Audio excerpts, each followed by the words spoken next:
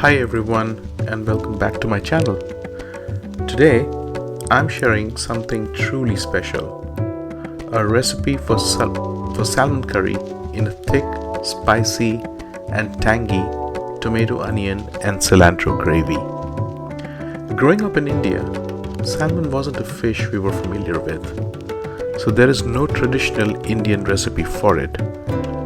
That's what makes this dish even more unique. A fusion of rich, bold flavors of Indian spices with the delicate taste of salmon. If you love flavorful curries that pack a punch, you are going to adore this particular dish. Stick around as I guide you through every step to create this dish that's guaranteed to make you a star in your family. Alright, before we start the cooking, let me show you where I get the fish and the type of cut I use for this recipe. I got this from Costco, which offers two varieties of wild-caught Atlantic salmon that we prefer. One is skinless fillet, which is this one, and the other is steak cuts with the skin on. For salmon curry, we always choose the one with the skin.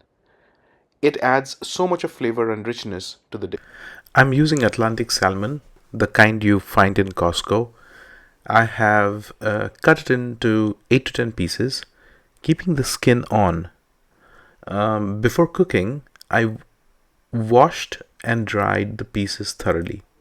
Then I seasoned them with 2 tablespoons of turmeric powder and half tablespoon of salt, rubbing it in well to coat the salmon evenly. I let it marinate for about 2 hours to allow the flavors to sink in and infuse. I'm using 2 large red onions for the gravy, freshly diced to ensure they cook faster and blend smoothly. For the tomatoes, I'm using 3 Roma tomatoes chopped into small pieces. Make sure your tomatoes are deep red and soft to the touch. This guarantees a tangy, flavorful base for the dish. Next, I prepare a generous amount of fresh cilantro. I separate the stems from the leaves as each has a distinct role in enhancing the flavor. For the spice mix, I use a chopper to finely mince 4 to 6 Thai green chilies and 8 to 10 freshly peeled garlic pods. Garlic is going to be the most important ingredient in this dish. I strongly recommend using fresh garlic for its bold and fresh flavor. Avoid pre-peeled or jarred garlic paste.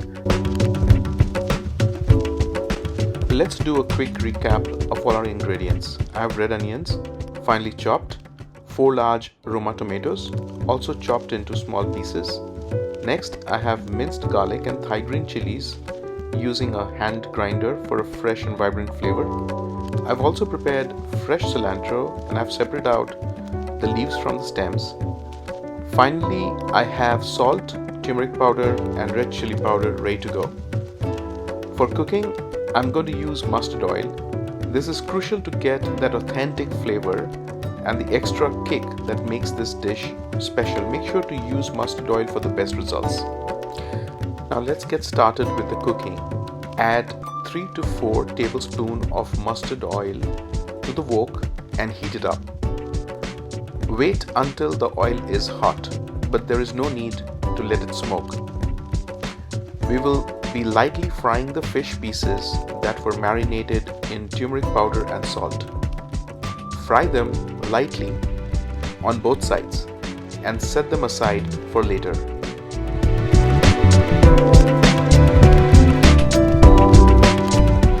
Using the same oil in which you fried the fish, carefully add the onions. Remember, the fish should only be lightly fried. Over frying will harden it, and we don't want that. We want to avoid it. Roast the onions for 15 to 20 minutes, stirring constantly to prevent burning.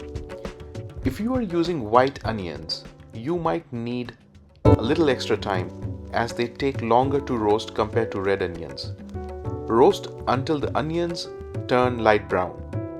Next, add the chopped garlic and green chili mixture. Roast for another 15 minutes, letting the flavors combine beautifully. Then add the chopped tomatoes. If the mixture tries to dry out, add about a quarter cup of hot water to maintain the moisture. At this stage, you can also add the cilantro stems, saving the leaves for later. Continue roasting for another 10 minutes.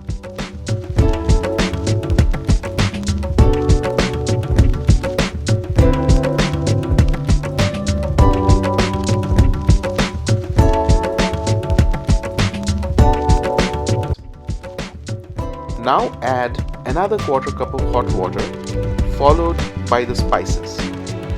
We start by adding 1 tablespoon of salt, 1 tablespoon of turmeric powder, 1 to 2 tablespoons of red chili powder, depending on your spice preference, of course. Mix everything thoroughly and keep stirring until you see the oil separating out from the mix.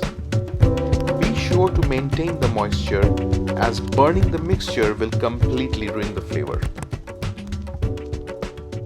Well, now it's time to add the cilantro leaves that we set aside earlier.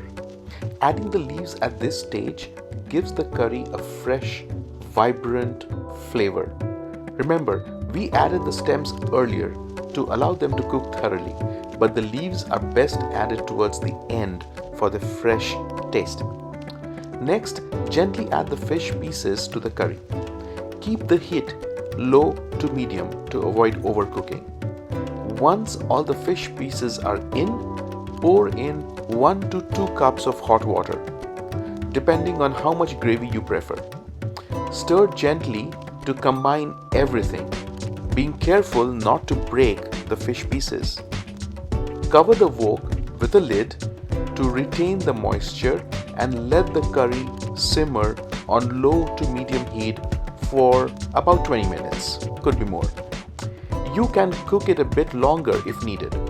Once you see a rich, vibrant color of the curry with dark oil spots rising to the surface, you will know it's ready to serve. After about 30 minutes of slow cooking with occasional stirring and adding warm water to achieve the perfect gravy consistency, the dish is finally ready. If you are like me and love the fresh taste of cilantro, feel free to add or sprinkle a bit more on the top. Cover it with a lid and let it rest for 15 minutes. This step enhances the flavors beautifully. Just look at the gravy. Doesn't it look absolutely marvelous? Now it's your turn to give it a try and let me know how it turns out.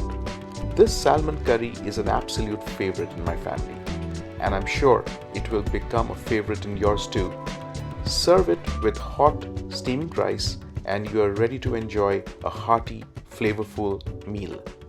I hope you loved watching this recipe as much as I loved making it.